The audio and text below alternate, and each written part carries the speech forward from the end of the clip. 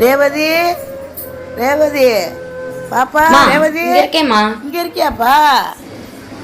தம்பி சாரத்துல இருந்து கீழே விழுந்துருச்சாம்லப்பா. நல்ல பாட்டை சோதிக்குது. என்ன செய்ய, ஒரு பிள்ளைய வச்சுக்கிட்டு நீ என்ன செய்ய போறேன்னு தெரியல. பாவம், கொஞ்சம் கவனமா இருந்திருக்கணும்ப்பா. மனசை மட்டும் தவற விட்டுறாதப்பா. அம்மா பசிக்குது. அதான் பசிக்குதுங்கிறான, கடையில் அரிசி வாங்கிட்டு வந்தா ஊற வச்சு கூட கஞ்சி குடிச்சலாம்ல. அதுக்கு கூட கையில காசு இல்லையே.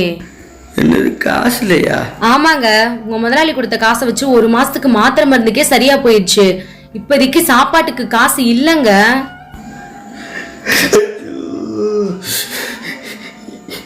என்னை மன்னிச்சிருமா, நான் கொஞ்சம் கவனமா இருந்திருந்தேன்னா நிலைமை பாரு.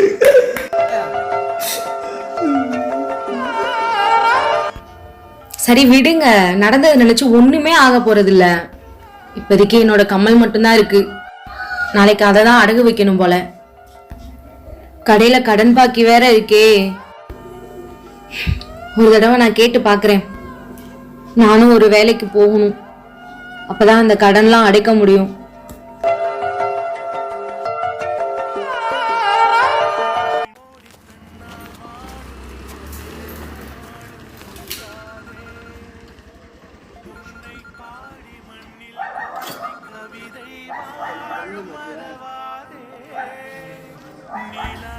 எவ்வளோண்ணே ஆச்சு? 100 ரூபா ஆச்சு. கணக்கில் வச்சுக்கோங்கண்ணே. ஏற்கனவே படவே நிறையா இருக்குது, காசை கொடுத்துட்டு வாங்கிக்கோங்க.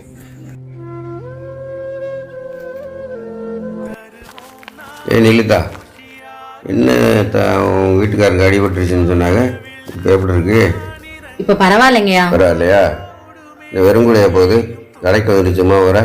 ஒன்றும் இல்லைங்கய்யா. ஒன்றும் இல்லைன்னா சரக்கு வாங்கிட்டு போவானு தானே, சும்மா வர? அதெல்லாம் ஒன்றும் இல்லைங்கய்யா. கடைக்கு வா.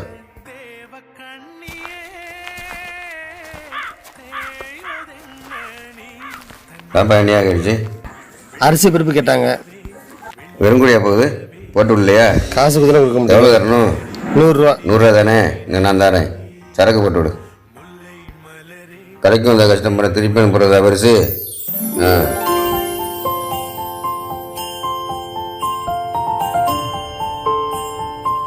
ஏய் நிலுத்தா, நாளையிலேருந்து நம்ம வீட்டுக்கு வேலைக்கு வந்துடு. நம்பர் தரேன், சேவ் பண்ணி வச்சுக்கோ.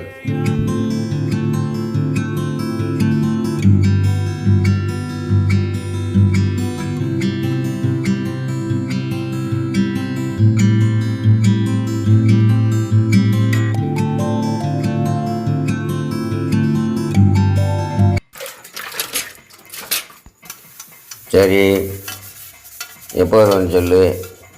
அப்படியா? சரி சரி, பொண்ணு பிரச்சனை இல்லைண்ணே. நீ அது தீர அவங்க அம்மா வீட்டில் இருந்துட்டு வா. என்னை பார்த்துக்கிறதுக்கு தான் ரேவதி இருக்குல்ல.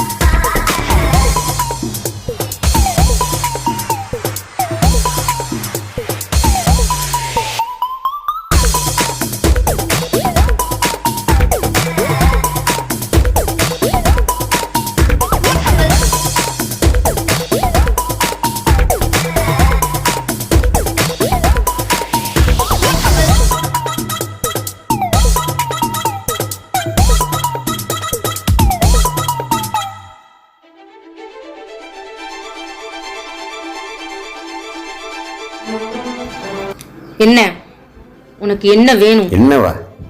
என்னம்மா பெரிய மனுஷன் கூட மரியாதை இல்லாமல் பேசிக்கிட்டு தர்றேன். என்ன நொன்னான்னுட்டு? நீ ஃபர்ஸ்ட் பெரிய மனுஷன் மாதிரி நடந்துக்கணும், சரியா? பெரிய மனுஷன் மாதிரி நடக்காம உன்னை எதுக்காக வேலைக்கு வச்சிருக்கேன் தெரியுமா? இங்கே வீட்டில் வேலை செய்ய யாரும் இல்லாமல் உன்னை வேலைக்கு வைக்கலை. உன் வேலை சாப்பாடு போட்டு சம்பளம் கொடுத்து எதுக்காக வச்சுருக்கோம்? அப்பப்போ என்னை கவனிச்சுக்கிறதுக்காக தான் உன்னை வேலைக்கு வச்சுருக்கோம். அப்படியா? நான் ஒன்று காட்டுறேன், அதுக்கப்புறமா முடிவெடுத்துக்கோ. என்னத்தை காட்ட போற? காட்டு.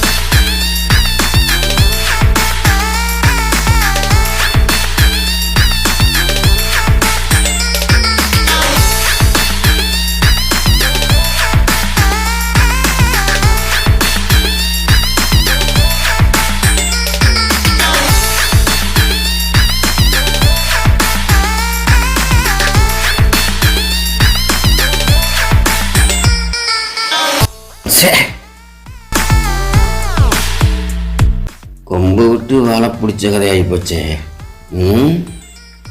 இருக்கு வீடியோ வலிக்க எவ்வளோ நேரம் ஆகும்?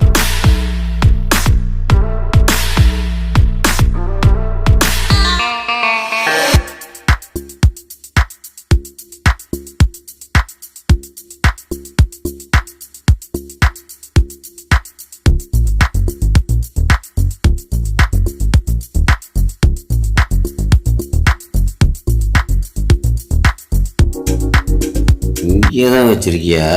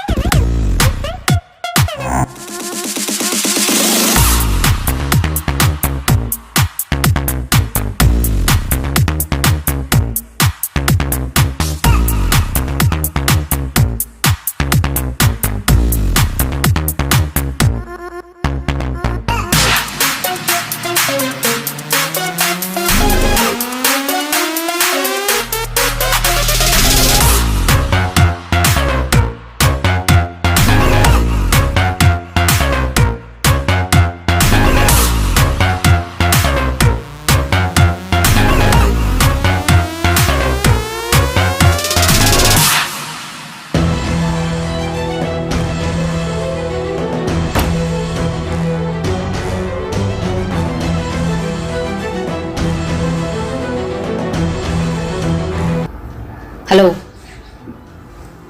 மா, இப்ப வரீங்க? அம்மா 2 நாளையில ஊருக்கு வந்துடுறியா? மா, நான் உன்னை கேட்கட்டா? கேளுமா. நீங்க என்ன என்னவா நினைக்கிறீங்க? உன்னைய நான் பெத்த பிள்ளையா தானம்மா நினைக்கிறேன். ஆனா ஐயா என்ன அப்படி நினைக்கவே இல்லை.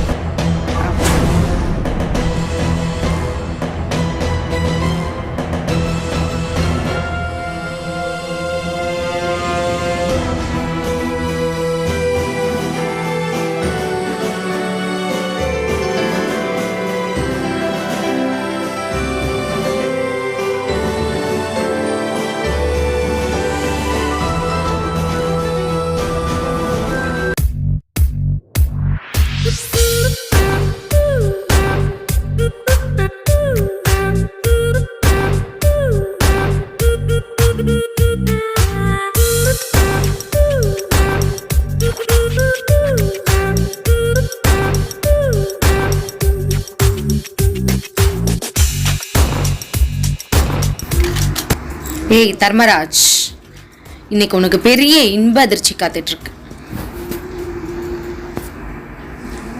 வா.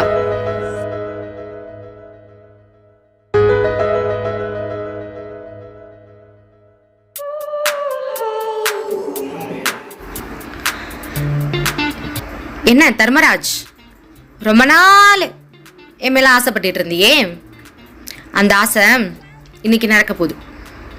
அதுக்கு முன்னாடி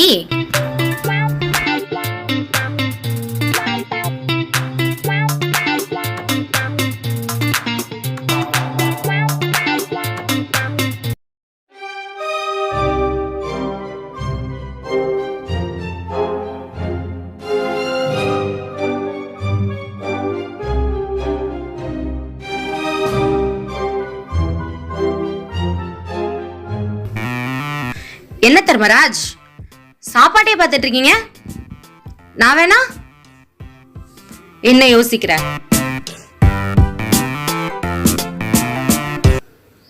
நீ மன்னிச்சுக்கத்தா, உன்னை என் தங்கச்சியாக நினச்சிருக்கணும். இந்த மரமண்டைக்கு அது வரைக்கலை. என்னை மிருகமாக இது நாள் வரைக்கும் இருந்துட்டேன்தா. நீ கொடுத்த தண்டனையில் மனுஷனுக்கு எந்த பசி முக்கியங்கிறத நான் நல்லா உணர்ந்துட்டேன்தா. 2 நாள் பட்டினியில் இந்த ஏழை மக்களோட நிலைமை தான் எனக்கு புரிஞ்சிச்சு. உங்களை மாதிரி ஆம்பளைங்கனால தான் ஏழைங்களோட வறுமையே தெரியாம போயிடுச்சு. அதுக்குன்னு நான் எல்லா ஆம்பளைங்களெல்லாம் தப்பா சொல்லல. உங்களை மாதிரி ஒரு சில பேர் இருக்கிறதுனால தான் ஆம்பளைங்களுக்கே கெட்ட பேரு. எங்களை மாதிரி பொம்பளைங்க உழைச்சு சம்பாதிக்கணும்னு நினைச்சு இந்த மாதிரி வீட்டு வேலை தேடி வந்தா உங்களை மாதிரி ஆம்பளைங்க செய்யற தப்புனால எத்தனை பொம்பளைங்க தற்கொலை பண்ணியிருக்காங்க தெரியுமா? உன்ன மாதிரி பணக்காரவங்க பணம் இருக்குன்றதுக்காக என்ன வேணா செய்யலாம் நினைக்கிறீங்களா? நாங்க நெருப்பா இருக்கணும்னு நினைக்கிறோம், அதை தண்ணி ஊத்தி அணைக்க பாக்குறீங்களே. சில பெண்கள் வறுமையால தப்பு பண்றாங்க, சில ஆண்கள் பணம் இருக்குன்னு தப்பு பண்றாங்க. ஆனா நான் அப்படி இல்லை. ஒருபோதும் விழிகளை மூட மாட்டேன்.